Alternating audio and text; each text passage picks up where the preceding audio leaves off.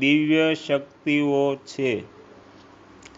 ભગવાન સામાન્ય રૂપે બધી જગ્યાએ રહેતા હોવા છતાં પણ કોઈ કામ નથી કરતા.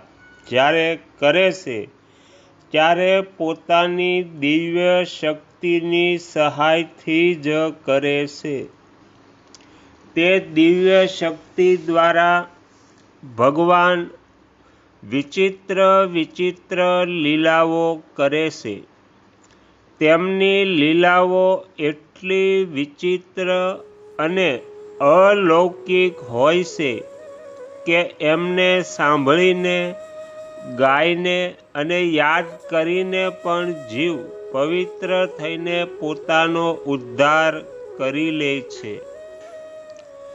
નિર્ગુણ ઉપાસનામાં તે જ શક્તિ બ્રહ્મ